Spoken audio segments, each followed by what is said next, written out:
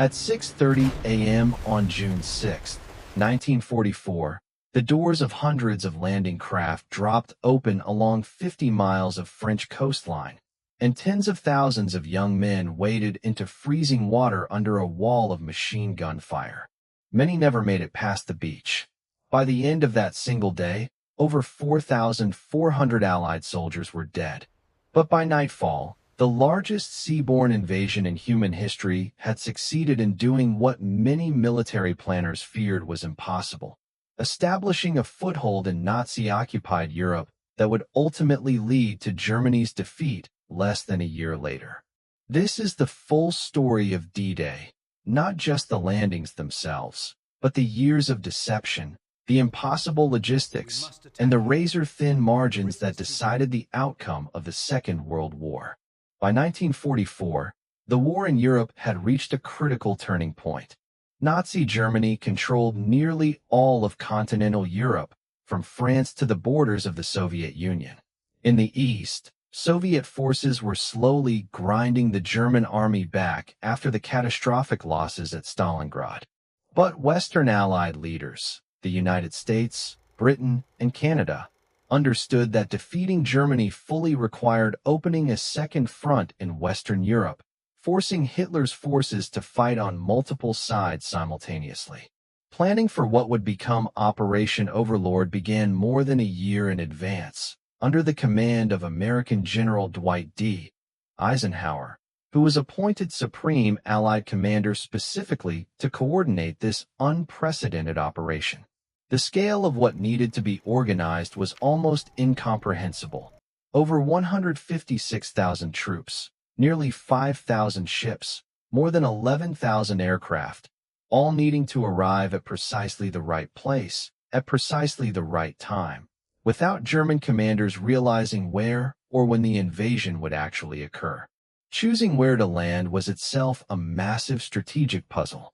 The most obvious location, the Pas-de-Calais region, offered the shortest crossing from Mont and was heavily fortified by German defenses specifically because German commanders assumed it was the most logical target.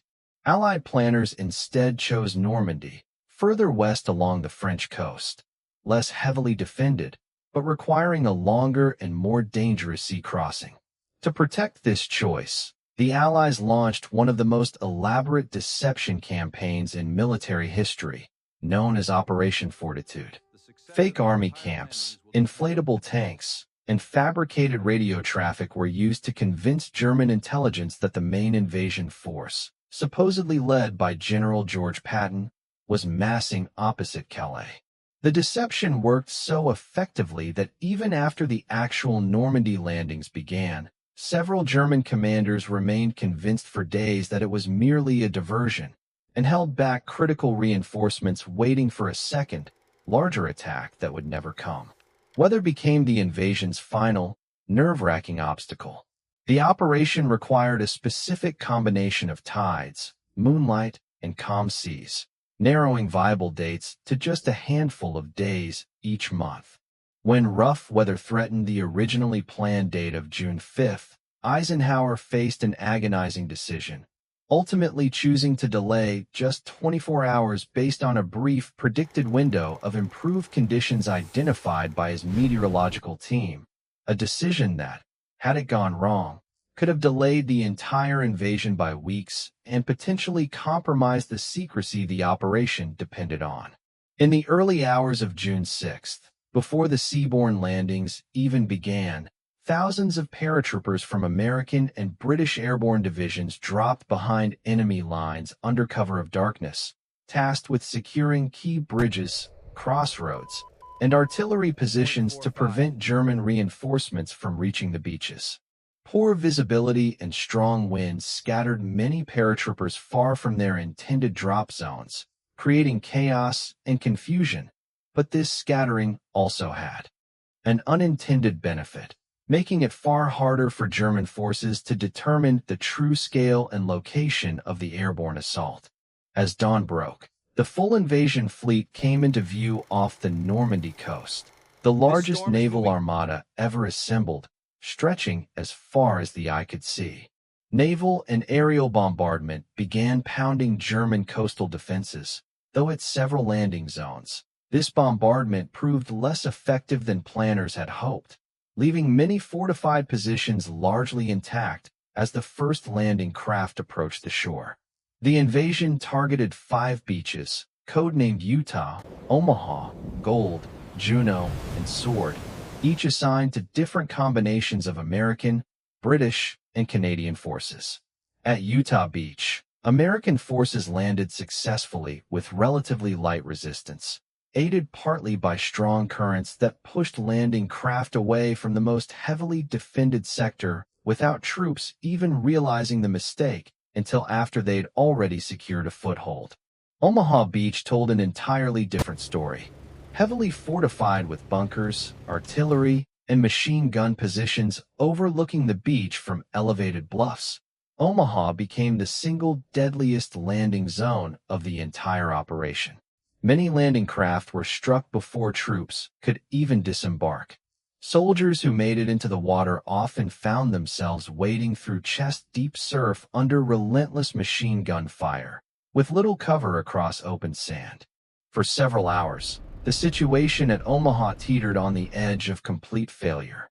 Surviving officers and soldiers, often separated from their original units and stripped of clear command structure, began organizing small, improvised groups to push forward against German positions, gradually clearing paths off the beach through sheer determination and heavy losses. By early afternoon, American forces had finally begun establishing a secure foothold, though at a devastating cost. Omaha alone accounted for roughly half of all American casualties on D-Day. At the British and Canadian beaches, Gold, Juno, and Sword, resistance varied but was generally less catastrophic than at Omaha, though still fierce in numerous sectors. Canadian forces at Juno Beach faced particularly difficult obstacles and heavy initial casualties before breaking through German defenses and pushing further inland than any other landing force by the end of the day. Throughout the day, Allied naval and air forces provided continuous support, though communication with troops on the ground remained difficult amid the chaos. German commanders, still partially convinced the Normandy landings might be a diversion from a larger attack at Calais, were slow to commit powerful reserve armored divisions that might have significantly threatened the beachheads, particularly in the operation's critical early hours. By nightfall on June 6th, all 5 beaches had been secured, though not yet fully connected into a single continuous front, and Allied forces had suffered significant losses, with total casualties across all beaches estimated at over 10,000, including the more than 4,400 confirmed dead. It remained, by any measure, an extraordinarily costly day, but it had succeeded in its core objective, establishing a foothold in occupied France that German forces would prove unable to dislodge. The following weeks brought brutal, grinding fighting through the Normandy countryside, particularly through dense hedgerow terrain that favored defensive fighting and slowed the Allied advance considerably more than planners had anticipated. It would take until late July for Allied forces to finally break out of Normandy in a major offensive, beginning the broader liberation of France that would culminate in Paris being liberated by late August 1944. D-Day's significance extended far beyond the single day of fighting itself. It marked the definitive opening of the long-awaited Second Front in Western Europe, forcing Germany to fight an increasing, unsustainable two-front war against both Western Allied forces and the advancing Soviet Army in the East. Historians widely regard the successful establishment of this foothold as one of the decisive turning points that made Germany's eventual defeat, less than a year later in May 1945, effectively inevitable. The human cost, both on D-Day itself and throughout the broader Normandy campaign that followed, remained staggering. Allied casualties throughout the full Normandy campaign, which continued for months after the initial landings, are estimated at well over 200,000, alongside significant German losses and substantial French civilian casualties from the fighting and bombardment that accompanied the liberation of their own country.